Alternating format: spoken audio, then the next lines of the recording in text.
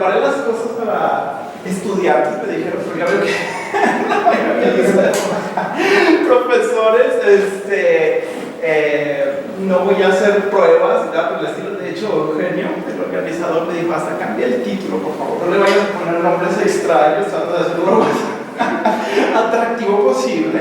Lo que yo le dije, Eugenio, ¿cómo puedes hacer las matemáticas más atractivas, verdad? Imposible. Pero bueno, en ese sentido, el título que él envió fue Ecuaciones dispersivas en física de materia condensada. Lo envió, pero bueno, física de materia condensada es enorme, ¿verdad? Y ahora nos vamos a hablar de un tema de esa rama, que es condensados de Bose-Einstein, son las matemáticas para estas ecuaciones que se utilizan para describir la dinámica de estos famosos condensados, ¿ok? Entonces, la idea es explicar más o menos en qué consisten estos condensados de Bose-Einstein. Pasa que recientemente, bueno, han sido muy populares, hasta he visto noticias en BBC de los avances que se han logrado para estos sistemas físicos, por las aplicaciones que tienen, ¿verdad? Los utilizan o piensan utilizarlos para quantum computing, para el famoso atom laser, bueno, en infinidad. Pero bueno, a este punto está todavía está difícil en este punto hablar de ese tipo de aplicaciones, porque bueno, es un tipo de investigación que está en progreso, por así decirlo. Pero la parte de matemáticas es bastante interesante, y el condensado, que es muy bien conocido y que por cierto es estudiado también por estudiantes aquí en la facultad, me han dicho, es el que se llama atómico. Este condensado tiene la característica de que se necesita una temperatura bajísima para lograrlo. Estamos hablando del orden de los nanokelvin para obtener este famoso condensado, y fue el primero que se obtuvo, ¿verdad? Con las predicciones de Einstein y todo esto, y requirió, varios procesos en los que cada uno fue ganando el premio Nobel. El primero fue el que se llama laser cooling, que bajó la temperatura hasta cierto punto, y digamos que tiene un confinamiento de tipo óptico que lo reveló.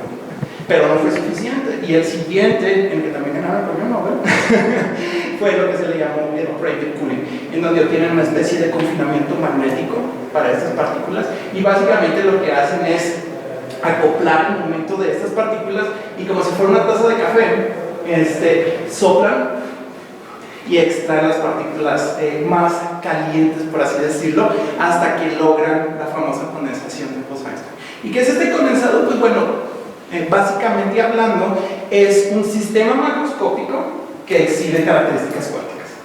¿Okay? Entonces, hablando así como muy general, es como si tuviéramos un átomo en esa parte. Y esa es la parte primeramente fascinante de este sistema, que de alguna forma, bueno, podría decirse que nos permite observar fenómenos cuánticos a nivel macroscópico.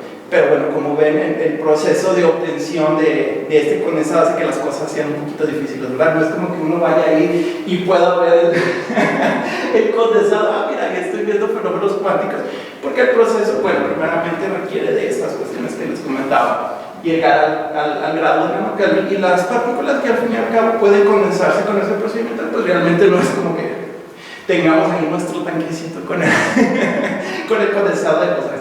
Pero bueno, este fue un logro muy considerable, y llegar al nivel de los nanokelvin pues es un logro inmenso, ¿verdad? En el universo, realmente los lugares más fríos que se pueden encontrar en esos laboratorios, primero en Colorado Boulder, ¿verdad? Donde se obtuvo por primera vez este condensado con isótopos de rubidio por primera vez.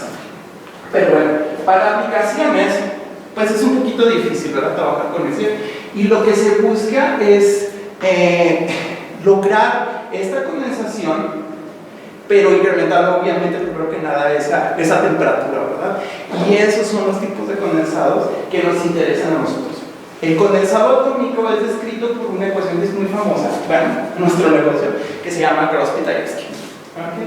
Y esa ha sido pues estudiada, tengo entendido que varias personas aquí en la facultad de hecho están trabajando con eso, y en el instituto, pero nosotros queremos hacer un tipo de condensado diferente. ¿Okay? Y este es precisamente el esquemático de esta cuestión. Como la temperatura del condensado, platico mucho, ¿eh? Me dicen si se apaga. La temperatura de condensación es inversamente proporcional a la más efectiva de la partícula que estás condensando. Lo primero que se ha buscado es encontrar una partícula que se pueda condensar, ¿verdad? Porque hay ciertas condiciones ahí, fermiones, bosones, ¿verdad? Que vayan y ocupen el mismo estado cuántico, pero bueno, que se pueda y que tengan una masa súper pequeña, de manera que nosotros podamos incrementar esta temperatura de condensación, tal como lo describió antes. Entonces encontraron que no son partículas precisamente las que pudieran condensar, sino cuasipartículas, cuasipartículas, y estas ofrecen la posibilidad de incrementar esa temperatura de condensación. Y las primeras que se exploraron para lograr eso son las que se llaman extrapolantes. Entonces, aquí para los físicos, yo sé que ¿alguien de física aquí? Bueno, aquí para los físicos, esta es la primera diferencia, tal vez, que encuentren con estos condensados que son los más populares, ¿verdad? Que son los realmente conocidos, que lo que estás condensando ya no es una partícula como un isótopo de rubidio, ¿verdad? Sino una cuasipartícula que resulta de la interacción. Y aquí, bueno, pues si hablas para ti, puedes ver que esta es una microcavidad de Febvre-Perot, que para la gente en general, yo diría, esto es como si fuera un láser por dentro. ¿Okay? Fíjense esto es como si fuera un láser por dentro. Entonces aquí tenemos estas excitaciones, esto se llama electron-hole pair. Estas excitaciones son precisamente lo que llamamos el lexitón, vamos a decir. Y aquí, entre estos dos mirrors, tenemos captivada un fotón. ¿Okay? Entonces aquí en general tiene el proceso de lasing, ya saben, que se produce en el caso de estas estructuras, pero lo que queremos nosotros aquí es la interacción que resulta entre este excitón y este fotón. Y de esa interacción resulta esta cuasipartícula que les comentaba, que se llama excitopolante. ¿Okay?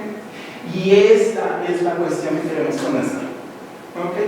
Increíblemente, la primera alternativa para el condensado atómico, que yo no sé cómo para ti, se obtiene en un láser, ¿verdad? Básicamente el láser Febvre-Perot microcavity. Y lo increíble también es que una de las aplicaciones de ausencia de condensante es para el átomo laser. Pero ahora estamos dentro de esta estructura tratando de condensar la partícula que resulta de la interacción. ¿Okay? Pero eso resulta en diferencias considerables, ¿verdad? Lo primero que se puede preguntar es ¿qué tanto dura la partícula ahí viva, verdad? Porque parece que esto, hasta como que tiene un resortito aquí, se va a recombinar, ¿verdad? Este electron pair dice, me parece que esto se puede perder. Y aquí esta luz, por más, bueno, el fotón, por más ideal que sean estos espejos de aquí, bueno, esa cosa va a escapar. Entonces, no me suena como que esta estructura resulte tan estable, ¿verdad? En ese sentido, como en el caso de los átomos de rubidio. Y efectivamente, esa es la primera diferencia que tenemos ahí. Aquí es muy fácil que las partículas que estamos condensando, que resultan de la interacción de estas cuestiones, pues realmente se desvanezcan. ¿Okay?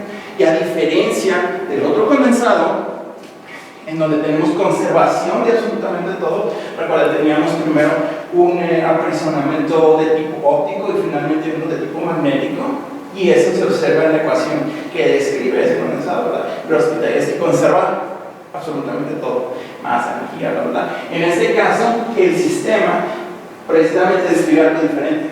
Tenemos un sistema que describe algo que no equilibra en dinámicas. Entonces esa es la primera diferencia que notaríamos con el condensado atómico. Tenemos una situación en la que las partículas que nosotros estamos enfriando, pues se pueden perder. Entonces la idea aquí es tener un reservorio para compensar precisamente esas pérdidas. Entonces lo que tenemos que hacer es inyectar las partículas que se van perdiendo y condensarlas inmediatamente. Pero si se fijan, ahora tenemos un sistemita pues, que es bastante diferente, ¿verdad? Aquí tenemos pérdidas dadas por la configuración propia de este sistema y tenemos algo que está empujando rompen nuevas partículas para compensar dichas pérdidas. Entonces, en ese aspecto, este condensador es algo distinto al condensador atómico, y desde el punto de vista de las matemáticas eso lo hace bastante interesante. Como van a ver, el sistema que describe la dinámica aquí ya cambia un poquito. ¿Por qué? Porque de alguna forma vamos a tener que introducir una manera de disipación aquí, debido a esas pérdidas, y la cuestión que meten los físicos aquí para compensar esas pérdidas es muy fuerte. Lo que ellos quieren es un condensado, entonces con mucha fuerza, y lo que van a ver en la parte matemática es que introducen un término que resulta, que parece malísimo, porque parece que todo explota en todas las normas. La ecuación, dices, cuando tú la das por primera vez, dices, no, pues es que muy probablemente esto puede tener hasta finite time loop, que es algo que se conoce muy bien en el caso de ecuaciones de Schrödinger. ¿Okay? Entonces, todo esto hace este sistema un poquito diferente y bastante interesante. ¿Okay? Pero este sería el tipo de condensador. Por ejemplo, para ti, no sé si, creo que estudias condensador de bosón atómico, ¿verdad? Pues no lo estamos. Más o menos. Ajá, sí, este sería, en el sentido, tú dirías, pero ¿cuál es la ventaja, verdad? Porque yo es algo terrible, controlar esa cosa, fácilmente voy a perder mis partículas aquí, adiós condensado, ¿verdad? Por la configuración. Pues resulta que la temperatura de condensación de estos éxitos polares, entonces la primera que se tuvo fue 30 kelvins. Imagínate el granamente, ¿no? A 30 Kelvin lograron hacer, comparado con los nano Kelvin que se necesitaron para Rubidio 86 en Colorado por primera vez, y que necesitó todas estas técnicas, ¿verdad? Muy impresionantes, se ganaron el premio Nobel por cada una de ellas. Pero en el sentido de aplicación, vamos, no es tan nuevo, ¿verdad? Vas a tener tu supercomputadora cuántica y enseguida el laboratorio inmenso para tener el condensado aquí. ¿Okay? Entonces, sí fue un avance bastante considerable. La cuestión ha avanzado tanto que ahora este tipo de condensados se han obtenido a temperatura ambiente. Han logrado condensar tantos y tantos y avanzado desde la primera vez que se tuvo ese condensado de éxito polar. ¿Okay? Pero la idea es la misma. Tienes estas cosas partículas que fácilmente se pierden, entonces tienes que reemplazarlas, que se van perdiendo, y tienes este tan característico que es non-equilibrium dynamics. ¿Okay? Entonces queremos ver un poquito de las matemáticas de este tipo de sistemas, a diferencia del condensado atómico. ¿Okay? Bueno, ahí les digo, hablo mucho y eso iba ahí. Bueno, como empecé me dijeron que era para estudiantes, yo empecé desde cero, ¿ok? Y lo primero que viene a la mente, bueno, pues el título son ecuaciones dispersivas para condensador de Bose-Einstein, pero que hay dispersión, ¿verdad? Lo primero, para ti yo creo que es bastante familiar, precisamente porque vienes de la parte física. Entonces, ¿qué es esa cuestión que hace peculiares estas ecuaciones, ¿verdad? Les adelanto, bueno, la ecuación es un tipo de ecuación de Schrödinger no lineal. Es famosa por ser uno de los sistemas más conocidos en el contexto de ecuaciones dispersivas, ¿verdad? Pero bueno, empecemos, vamos viendo cómo podemos escribir dispersión. Y si vemos un paquetito ahí de ondas, donde resulta que el paquetito es la suma de todas estas, vamos a ver qué pasa con el proceso dispersivo. ¿Okay? Entonces tenemos que esa es la superposición, y fíjense que las ondas se mueven dependiendo de su wavelength. ¿Okay? Ahí la velocidad a la que se mueve depende de eso, y lo que vemos es como que las onditas, la suma del paquetito, como que se va dispersando, ¿verdad? Que ahí el nombre, o expandiendo si quieren, o de esta forma, es básicamente el proceso de dispersión. Pero miren ahora cuando ven un piquito, ahí se nota todavía más el efecto de la dispersión, ¿verdad? Como cada ondita se mueve acorde a su longitud de onda por una relación de dispersión, ahí vemos cómo el paquetito se va dispersando. Ahora vean qué pasa cuando todas las ondas se mueven a la misma velocidad del paquetito. No se afecta. Y ese sería, por ejemplo, el caso de las ecuaciones de Maxwell, ¿no? En donde no tienes dispersión y tu paquetito allá, que es la suma de todas estas, se mueve exactamente así. Ven, ahí está. Sería básicamente Maxwell en el vacío. Vean que el paquetito no se va no se va dispersando, ¿verdad? Porque las ondas se mueven a la misma velocidad. Esa es la característica fundamental de las ecuaciones que tenemos nosotros. Ciertamente es un propagador, pero este principio, increíblemente, es el que ayuda muchísimo a estudiar estas ecuaciones. Y es en donde viene toda la maquinaria, primeramente de análisis armónico, para estudiar estas ecuaciones. Como hemos visto, pasa que en el instituto presentaron el caso anterior. Este es un caso más simple. Déjenme pasar por eso más o menos para darles una idea. Aquí tenemos esta ecuación hasta aquí, sería la ecuación de Schrödinger no lineal. Y pongan sigma 1 igual a 1. Esta es súper conocida en el caso tuyo en óptica, por ejemplo, ¿verdad? Y aquí vamos a incluir una forma muy peculiar de disipación, que es density pair, este terminito de aquí. Vamos a empezar con eso, porque la motivación es porque este fue el estudiado anteriormente en el instituto, ¿okay? Entonces, vamos a ver qué pasa cuando tenemos en todo el dominio eso, y estas onditas que parece que se dispersan, como vimos, que se esparcen, porque tenemos el fenómeno de dispersión, y ahí vamos a intentar meter disipación. ¿Okay? Vamos a ver si ese jueguito de disipación y dispersión tiene algo peculiar. Porque bueno, si uno tuviera pura disipación en un sistema y nada más, uno esperaría, bueno, pues esa cosa se lo va a comer todo, ¿no? Esa disipación es muy probable que se coma absolutamente todo y al final, asintóticamente, pues no quede nada, ¿verdad? Yo nada más tengo un sistema ahí, se comporta bien y que conserva esta masa, que de hecho se conserva la masa. Yo le pongo disipación, pues que espero que cuando haga un tiempo infinito, pues esa cosa quede cero. Pero aquí hay algo muy interesante por esa cosita que estábamos viendo que esparce las ondas. Aquí podemos ver que si tenemos en todo el dominio un sistema como ese, hay un fenómeno que se conoce como escala. E increíblemente es como si la disipación se comiera nada más la parte no lineal. Y asintóticamente nuestra solución se comporta como la parte solamente lineal. El propagador de Schrödinger nos queda nada más esa parte. No se va a cero, queda esa parte. Y este fenómeno es muy peculiar de estas ecuaciones dispersivas.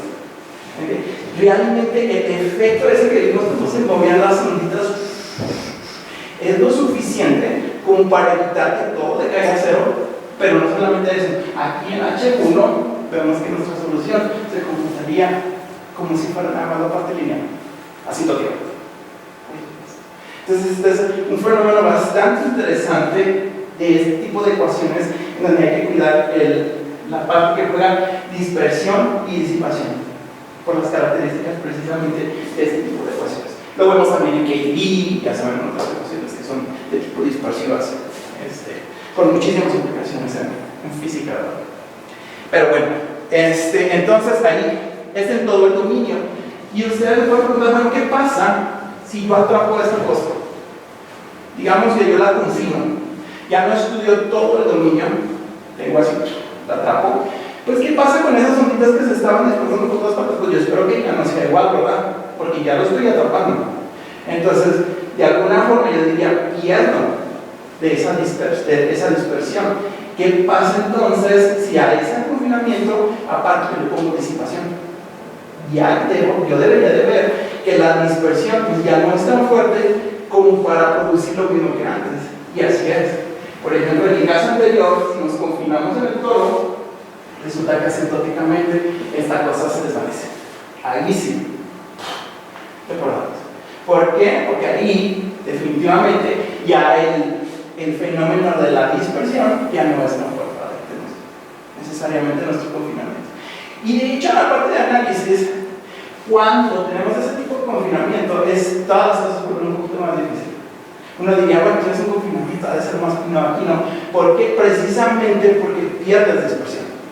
Y de hecho, lo que ven en las técnicas en donde utilizamos análisis armónico y todo esto, las cosas se vuelven un poco interesantes para muchos matemáticos que han trabajado en esto, como recientemente Terence Tao, que es tan popular. A la verdad, es lo que es famoso que siento que es popular, la parte que resulta atractiva es que en este contexto, cuando lo confines y sigues usando las herramientas de análisis armónico, resulta que el problema se vuelve muy hacia el lado de teoría de números y combinatorias.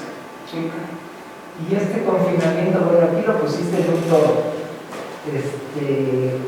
Dimensión 1 o 2, y lo pones en alguna otra superficie cerrada, sigue cumpliéndose esto de que... Sí, lo han demostrado para un compact manifold.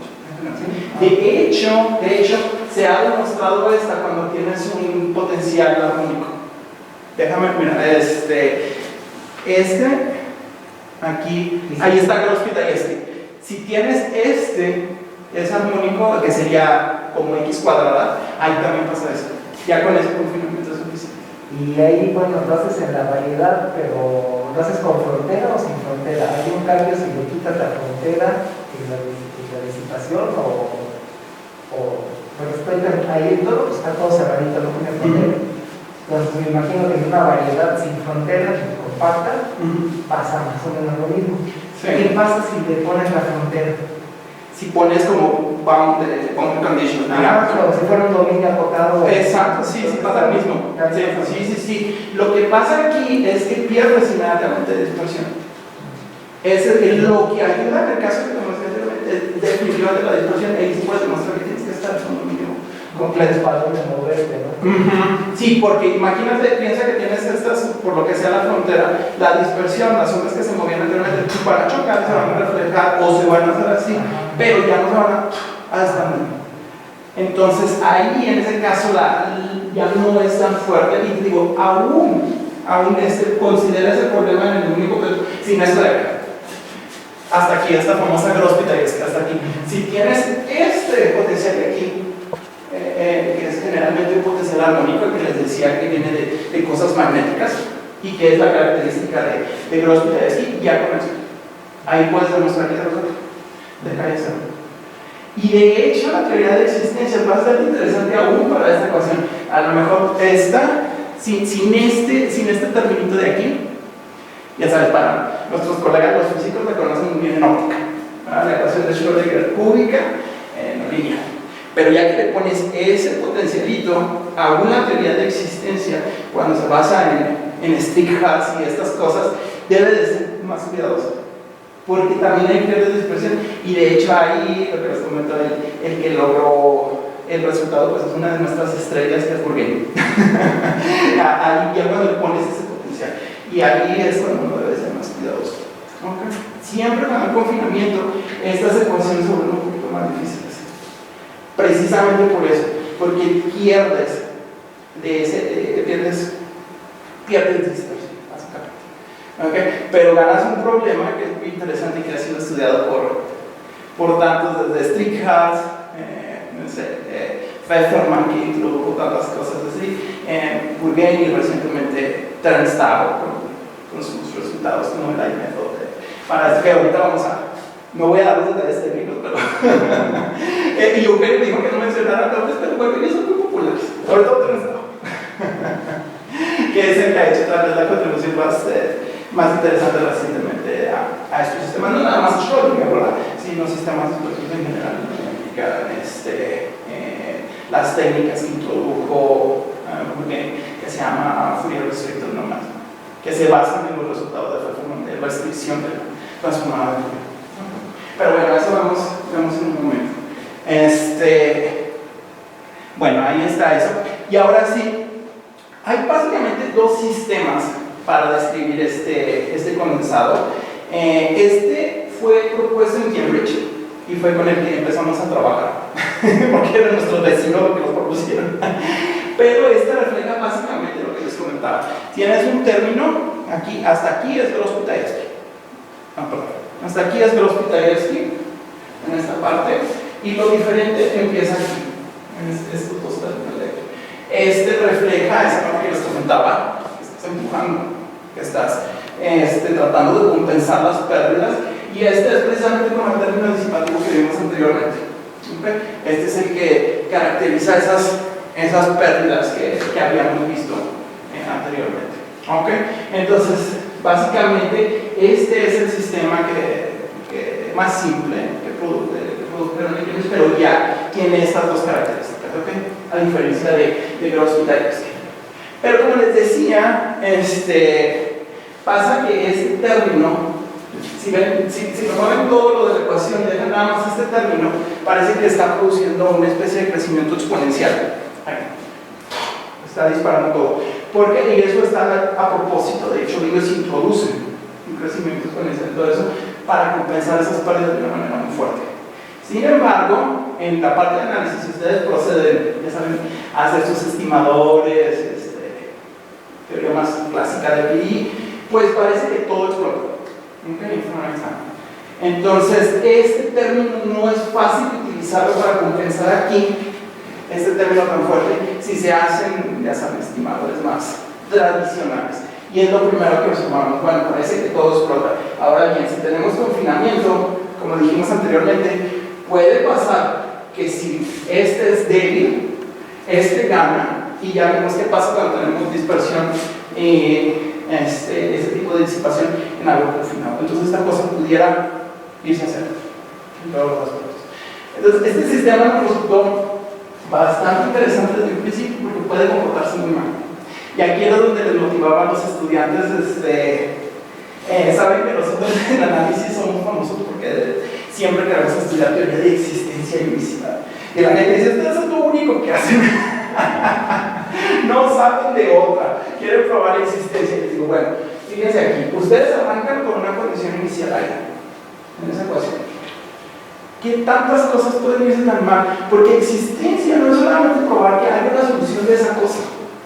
Quieres una solución de esa cosa con ciertas características que se conserve ahí. Yo inicio, no sé si sepan de espacios de sobra, pero bueno, yo inicio en cierto espacio con una condición inicial en H1. Y yo digo, quiero ver que esa cosa corre y se mantenga en H1 por siempre, todos los tiempos. Entonces, ciertamente yo nada más alimento y yo veo mi PI como una cajita negra y yo espero que corra todo el tiempo del mundo y que al final me salga algo muy bonito. Cuando claramente esa cosa está haciendo cosas horribles con lo que yo le alimenté, ¿verdad? Entonces les digo, si se fijan, la parte que estudiamos aquí, que es teoría de existencia, pues me parece bastante, no sé, atractiva. Porque definitivamente, si lo veo como una cajita negra, mi PI, y yo espero que yo le alimente algo que salga algo en un tiempo arbitrario, que esté en ese espacio, pues es como que mucha fe. Y eso es lo que haríamos nosotros primeramente en análisis de PI, ¿verdad? Demostrar que eso es cierto, ¿verdad? Y si involucra alguna maquinaria, porque imagínate, tienes que, tú nada más estás arrancando con algo aquí, se lo das y le tienes que poder decir a la persona así. Esa cosa existe globalmente en ese espacio. Y ahí vas. Y el problema es interesante porque la teoría local, nada más la teoría local para estos sistemas es bastante interesante. Entonces empezar con la teoría local, decir que hay una solución, como les decía, en ese espacio.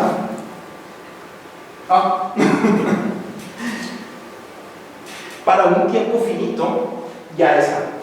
Entonces ya ven, nuestro negocio de que queremos probar existencia y unicidad, pero cuando se burlan de nosotros matemáticos no les hagan caso.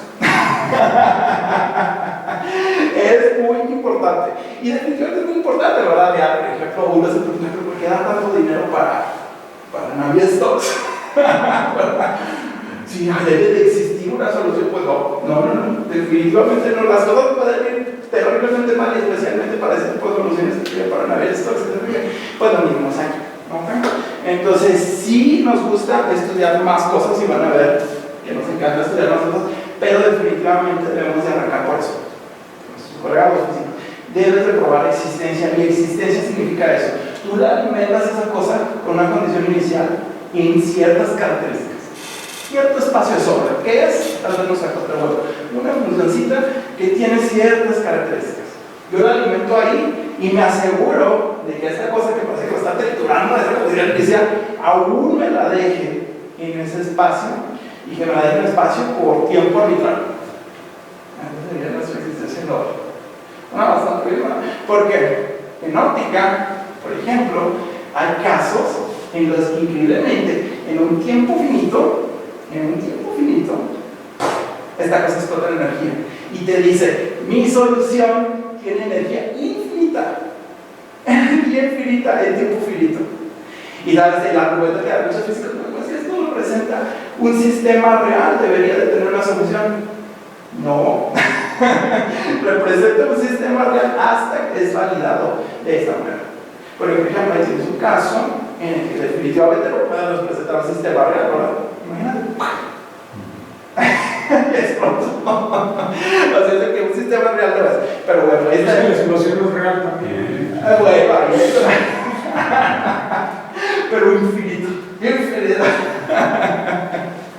Bueno, ese sería de alguna forma la motivación que me gustaría presentar a los estudiantes, ¿verdad? Cuando hacemos mucho de esto, pues va en esa dirección. ¿Okay? Y es precisamente para empezar. No es lo único que hacemos, no es lo único que hacemos con estos objetos, pero es el arranque, porque es fundamental. Porque ya ven, las cosas pueden irse muy mal en ese sentido. Y lo primero que estudiaríamos aquí es eso en un tiempo finito. Y luego después intentamos extenderlo globalmente. Okay. Vamos a ver si en un tiempo finito esta cosa existe como hemos dicho. Y ya después nos preocupamos de la forma global. ¿Qué pasa cuando estudiamos eso? ¿A qué nos referimos con tiempo finito? Físicamente yo creo es insignificante. ¿Okay? Aquí las cantidades, no, el tiempo, por así decirlo, en el que lo damos para la existencia no es significativo. Después tenemos que extenderlo. Pero arrancamos en general de ahí para esto, sí, global, y después de alguna forma utilizamos nuestro resultado local para extenderlo globalmente, ahora sí para tiempos anteriores. Entonces esa sería la idea. Y bueno, aquí también otra cosa que me encanta para motivarlo es cómo empezamos a estudiar un sistema como este, que parece que se puede comportar muy mal. Y tú dices, pues bueno, mi inspiración, voy y hago mis cuentas, y hago mis cuentas como que parece que todo explota, y ahora la magia de la tecnología nos deja usar para empezar a ver esto a través de numerics, ver cómo se comportan estos sistemas tan extraños, ¿verdad?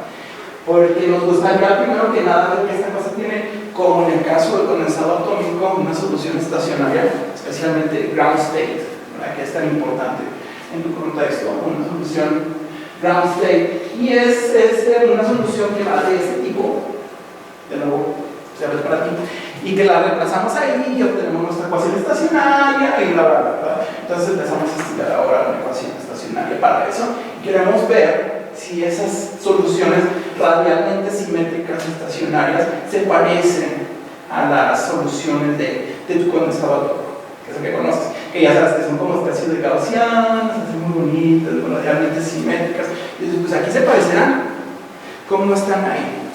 Y pues vamos viendo eso, porque el sistema es muy diferente, pero tú dirías, pues ojalá que se comporten de igual, ¿verdad? Algo parecido. Entonces vamos viendo, pues resulta que nosotros empezamos a hacer números con esto y en busca de soluciones estacionarias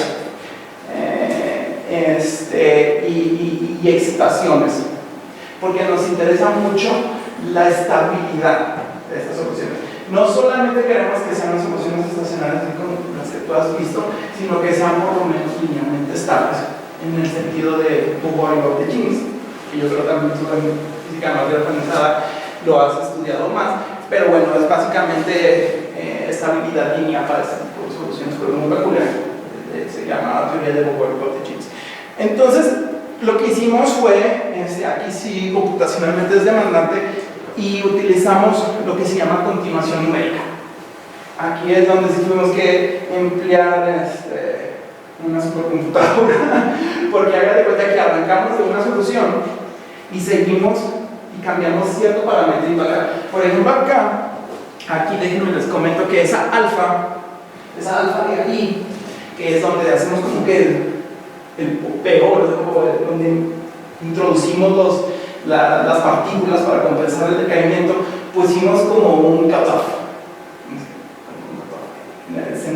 en 2D. Entonces piensen algo así como que en el centro, que tiene un radio, y ese radio lo vamos incrementando para inyectar más y más partículas. ¿Okay? Fijamos todos los parámetros y lo único que cambiamos es el radio. Entonces inyectamos más y más y más y más, partículas y vemos cómo va cambiando la solución. Entonces, mientras que vamos cambiando ese parámetro, vamos siguiendo la solución estacionaria y también queremos encontrar excitaciones. Y para esto, numéricamente, se utiliza el método de continuación numérica para encontrar bifurcaciones y todo esto. Entonces es un poquito demandante porque, primero que nada, se tiene que mover muy poquito el parámetro para realmente lograr captar estas bifurcaciones y las cosas locas que hacen estos sistemas. Y aquí fue donde la magia de High Performance Computing ya empezó a ayudarnos y logramos seguir unos de estos. ¿Qué pasa ahí? Bueno, pues resulta que como en el condensado atómico, que es el que tú conoces, pues hay una solución radialmente simétrica. E increíblemente es linealmente estable, en el sentido de Bohr-Wilkins, hasta cierto punto. Cuando tú incrementas el radio lo suficiente, resulta que ya no es linealmente estable. Y tú dices, bueno, es que otra rama. ¿Tu potencial B es el grado radialmente simétrico? Sí, es un potencial X cuadrado. Ah, ok. Toman aquí X cuadrado. Estás usando la simetría CDRN. Ah, exacto. Sí. Aquí toman el potencial, perdón, sí, es un potencial armónico X cuadrado. Tomen ese, para este caso. Pues entonces, crece. Y sí, algunas ramas se convierten en más bajas. Este se llama potencial químico, es básicamente la que vale. Pero bueno, independientemente de lo que sea, ahí está. Resulta que hay un punto, están estas ramitas de aquí, en el que ninguna de las soluciones que encontramos radialmente simétricas es linealmente estable. Ni una sola. Y ya te puedes preguntar, ¿pero qué raro? ¿Verdad? Porque, o sea, pensar eso en el condensado atómico pues es una locura. Hay un ground state que está probado que por más que muevas tienes ground state solution, obviamente es linealmente estable. Todo esto, ¿verdad? No linealmente estable. Pero aquí ya tienes un radio lo suficientemente grande haciendo empujas y ya nada. Ni una sola de esas soluciones radialmente simétricas resultó ser linealmente estable. Nosotros, eso sí ya es rarísimo y pues a lo mejor hay algo, pero bueno, entonces uno procede y va a tener que ver ahora la dinámica, ¿verdad? ¿Qué le pasa al sistema cuando el radio es lo suficientemente grande, ¿verdad? Y ya resulta que ninguna de mis soluciones radialmente simétricas es estable. ¿Qué le pasa a esa cosa? Pues entonces nosotros intrigados fuimos a ver la dinámica para ese caso. Cuando el radio es lo suficientemente grande, vamos a ver qué le pasa a la cosa. Okay. Esto es en 2D y es la vista de la densidad desde arriba. Vamos a ver qué le pasa. Bien, ahí está. Se va el sistema a nuestra solución radialmente simétrica y ahí está evolucionando y vean qué le pasa. Rarísimo. Se rompe.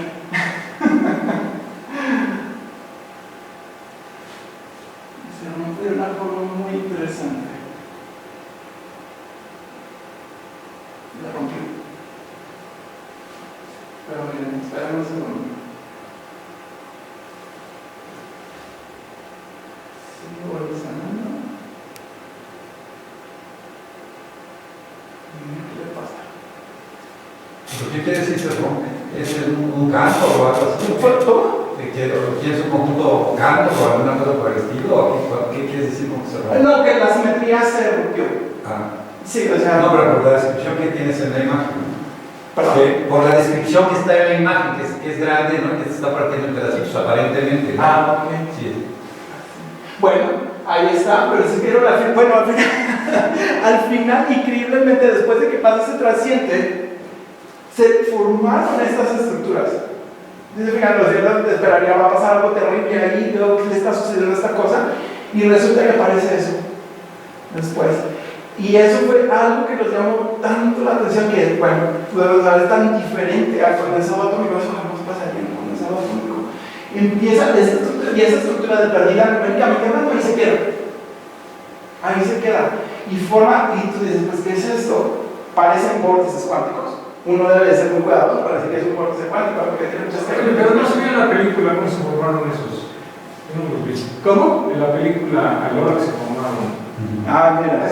Fueron como 4, como unas uvas al final, digamos. Mira, ahí va.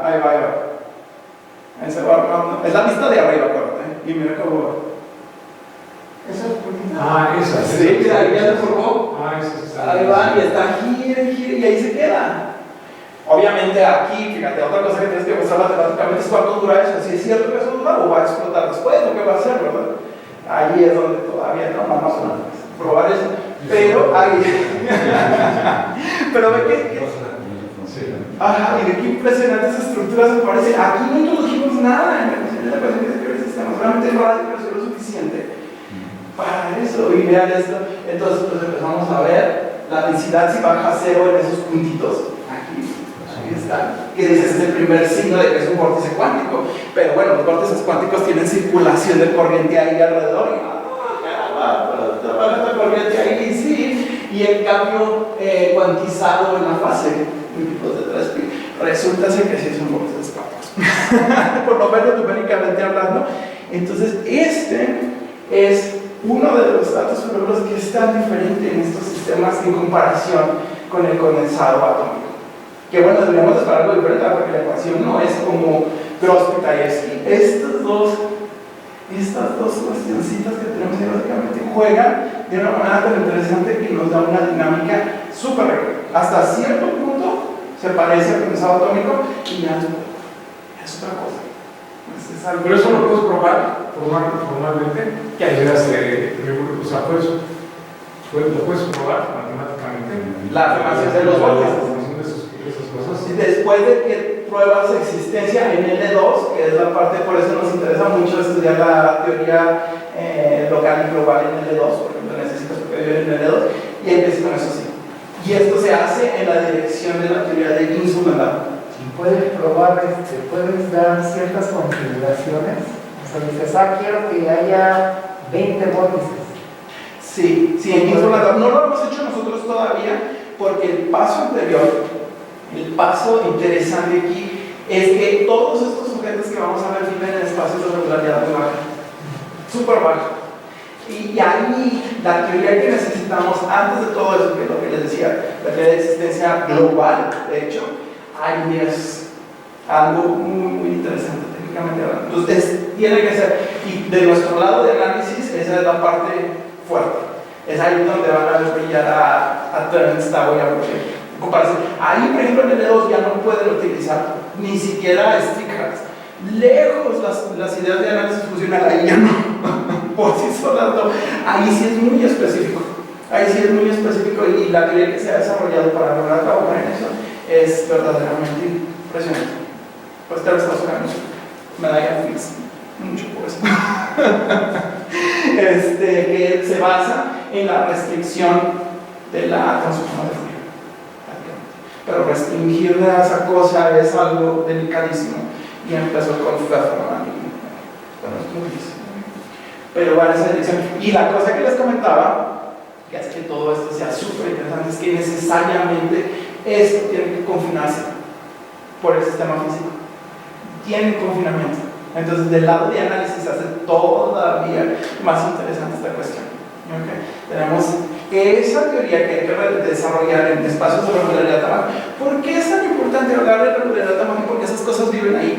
Para ustedes, la norma L2 representa masa, ¿verdad? Es masa. Entonces, cuando ellos hacen su modelaje, mucho de eso lo tienen en cuenta a ese nivel. Pero para nosotros trabajar en L2 es muy irregular. Son espacios bastante irregulares. Ya ni siquiera es el famoso H1, ¿verdad? Que estamos por acá o algo así. Lo hacen en esa forma y muchas de las observaciones y mucho del modelaje que ellos lo hacen es a ese nivel. Y a nosotros nos lleva a trabajar en normas de software con índice negativo H menos algo, H menos un medio, para poder ver lo que está pasando ahí. Pero hace las cosas bastante complicadas e interesantes para nosotros, ¿verdad? Pero es del hecho de que para ellos la norma L2 tiene mucho. Aquí es masa, en otras cuestiones es probabilidad. Aquí no es, ya saben, interpretación probabilística, cuando mecánica. Esto es física de materia condensada. Aquí sí sería una masa más en esa dirección. ¿Okay? Pero lo que pasa es que ellos en modelaje usualmente piensan en eso, porque no tiene en cuenta, y a nosotros nos hace la cosa más interesante, porque hay que estudiar estos sistemas, no lo hacen nada más porque es interesante, es complicado, no, realmente sí es muy significativo en ese sentido. ¿Okay? Ya me pasa mucho. Bueno, ya voy a acabar. Miren, por ejemplo, cuando uno incrementa el radio de pérdida numéricamente hablando, lo que decíamos, se ve que se forman más y más bosses en este sistema. ¿Okay? Que es precisamente la parte interesante. El sistema completo, lo que les decía, es este. Es muy parecido, tiene los mismos principios, nada más que una manera de trabajar con lo que les decía que era el reservorio, que es esta cosa que está empujando y compensando. También tenemos la dinámica de ese reservorio. Entonces este es el sistema completo. Los dos son independientes, pero de alguna forma nos da esa información. Lo que hicimos nosotros fue estudiar ambos sistemas, porque empezamos con el anterior con propuesta en Cambridge y después aparece que sí se obtiene de una forma bastante rigurosa con Gross-Pitayevsky. ¿Okay? Ahí sí hay un desarrollo riguroso para obtener este sistema. El sistema que se propuso en Cambridge es de alguna forma una simplificación de esto. ¿Okay? Pero bueno, nosotros estudiamos ambos. Y como les decía, la parte interesante es la teoría, bueno, primero en H1, que para ti sería la parte donde tienes energía. Tienes que ver que tu ecuación, tú le das algo con una energía finita, pues como es en un sistema físico, que lo corras por cualquier tiempo que sea, esa solución no resulta que no explote infinito en energía. Entonces, esa sería la primera, y es un espacio muy importante que le llamamos H1 en software. ¿Okay? Entonces ahí empezamos, ya empiezas a trabajar, ahí las herramientas de explicación son muy suficientes. Y como les decía, lo interesante para nosotros es estudiar esa misma teoría, pero en espacios regulares más baja. L2, H1 medio, en esos casos, estudiar la teoría local y después la teoría global. Muchas veces puedes utilizar leyes de conservación. Yo creo que eso familiar es para ti, Emmy Noether, que hace una de tus ídolas, introdujo la relación entre simetría y conservación ahí.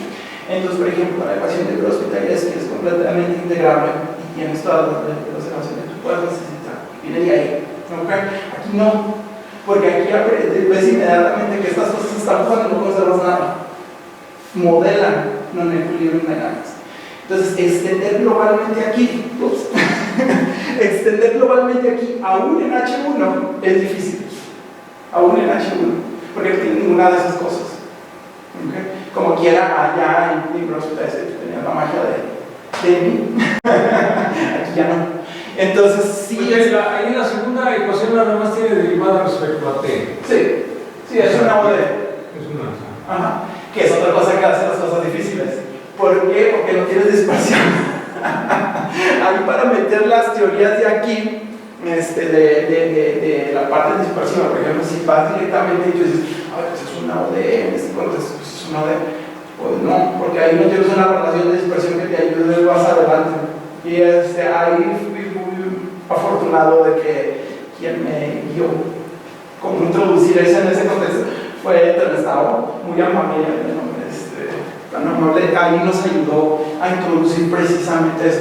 ¿Por qué? Porque ahí no es una cuestión dispersiva. Esto funciona muy bien, ustedes dirán, ¿por qué ha sido tan exitoso? Úsenlo en Navier-Stokes. No, aquí realmente sí depende mucho de eso. Aunque estés en un contexto de confinamiento, lo que sea, la parte dispersiva que se necesita aquí para las herramientas de desarrollo es fundamental. ¿Okay? Y aquí ya se empieza a ver y tú dirás, es una OD, pero aquí introduces ciertas técnicas. ¿Por qué? Porque no tienes esa fuerza. Y por eso también no se puede usar, digamos, en Navier-Stokes. Okay. Bueno, entonces rápidamente ya para terminar, miren, por ejemplo, la cuestión que obtuvimos para extender aún globalmente en H1 es una expresión de ese tipo, la de arriba. Aquí tienes la energía de Gross-Pitayevsky, que es esto, terminé por aquí, pero ya nota que aquella expresión ya revela eso. Es otra cuestión. Y la cuestión ahí increíble, esta cosa que se llama Fisher Information, que es muy útil en Optimal Transport. Cuando estudias ciertas cosas, apareció ahí, pero realmente sí nos extender aún en H1 por estas cuestiones que están jugando ahí, es otro negocio aquí. Y ahora bien, bueno, esta todavía es H1, la intención, ya para terminar, bueno, esto es Quantum Hydrodynamics, a lo mejor para ti Quantum Hydrodynamics es interesante también. Cuando estudias estos sistemas, pues haces ese famoso doble y avanzas, te vas al contexto que es Quantum Hydrodynamics, que básicamente sería Euler con un término nuclear, porque tú esperarías que nada más te resultara Euler, tienes dispersión. Entonces esa parte dispersiva se concentra en esta cosa de aquí, que se conoce como potencial de punto. Y también puedes estudiar estos sistemas, debes de ser cuidadoso. Obviamente no es como que puedas hacer la transformación y eso sea riguroso, ¿verdad? No, esto formal. Bueno, es una transformación formal que tienes que probar que puedes hacer de forma rigurosa. Pero todo lo que desarrollamos anteriormente lo utilizamos y probamos que en realidad podemos hacer la transformación. El sistema es equivalente, ¿ok? Pero para lograr hacer eso, no hay nada. Y estudias aquí usando esas herramientas que es básicamente un Euler con un elemento que te introduce una dispersión. Oye, regrésate a la F porque parece que es la pasaste muy rápido, pero parece que te sirve de algo, ¿no? Tienes esa F y luego tenías algo en la página siguiente tenías ahí una relación. O sea, lo que tienes es que tienes para extenderlo, ¿vale? una estimación de su crecimiento, y eso te sirve para controlar tu solución. Porque aquí no tienes leyes de conservación, necesitas otra cosa. Y aparte esta F es muy interesante, ya no les doy más detalle. Aquí la F tiene este término de aquí, que lo tomó una vida obtenerlo, porque los físicos no utilizan este sistema. Resulta que los físicos no utilizan ese sistema. Ellos le ponen un cero aquí. No, ellos le ponen un cero ahí y lo le llaman el límite adiabático. Y luego ya sustituyen y realmente lo que usan pues es una ecuación de este tipo, ¿no? Esa.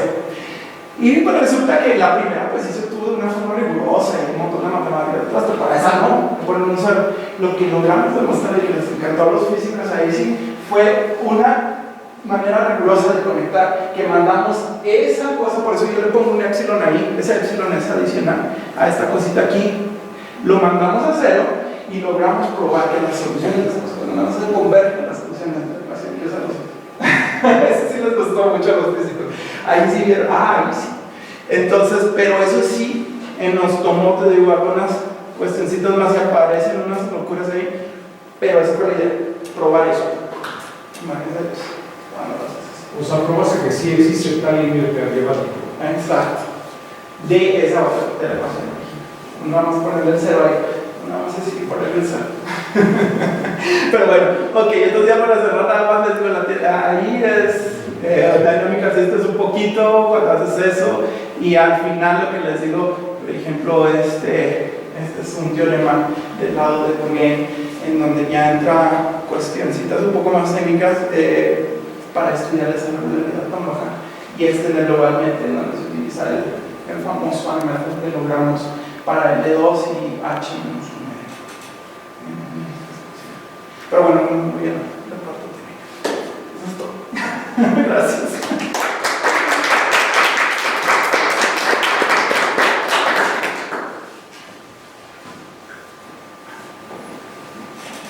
¿Preguntas o comentarios?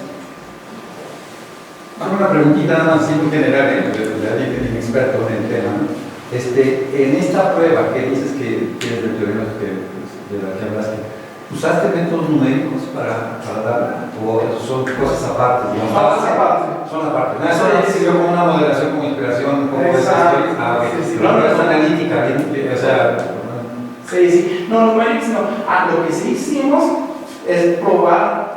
Cuando nosotros usamos método numérico, realmente ahí lo importante, sobre todo que vemos estabilidad ahí, tenemos que probar estabilidad del método numérico. Eso sí es muy importante. Sí, uno debe ser muy cuidadoso, no es así como que uno mete en la computadora y espera que realmente sea esa ecuación, ¿no? Especialmente cuando estamos hablando de estabilidad. Y lo que hicimos en ese donde se pasa el trasciende fue lograr probar un conditional stability. Sí logramos probar, realmente probamos que eso pasa y no viene del método.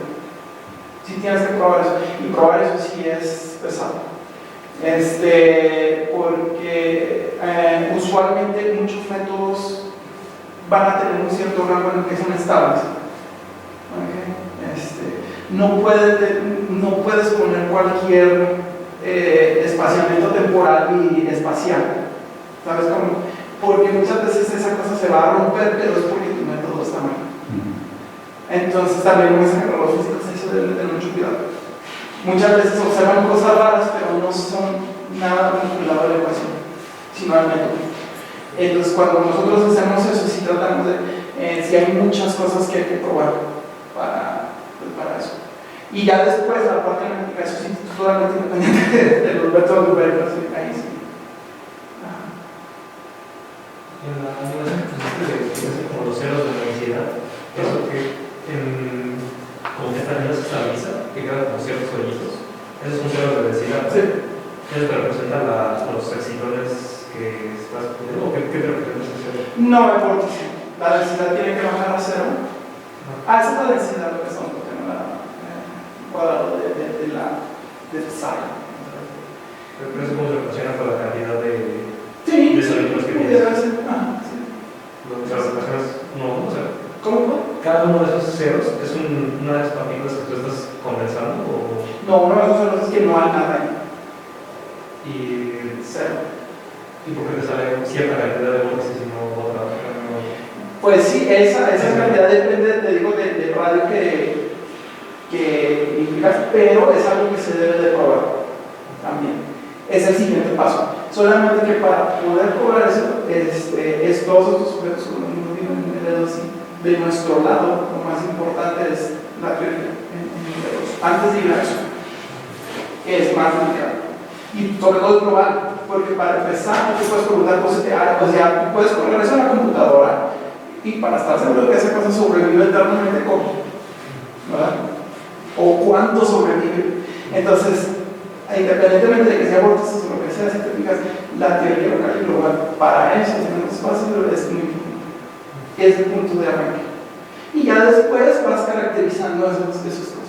Lo más importante aquí, yo diría antes de eso, es algo que se llama el atractor. Este sería el atractor de estos sistemas. Es el lado de sistemas dinámicos. Pero un poquito técnico porque está haciendo dimensiones infinitas sin espacios de regularidad. Necesitas esto y es por eso que si te fijas, mucha de la teoría no nos quedamos en L2, sino tuvimos que ir a espacios de Sobolev negativos. Tal pasa. Sí,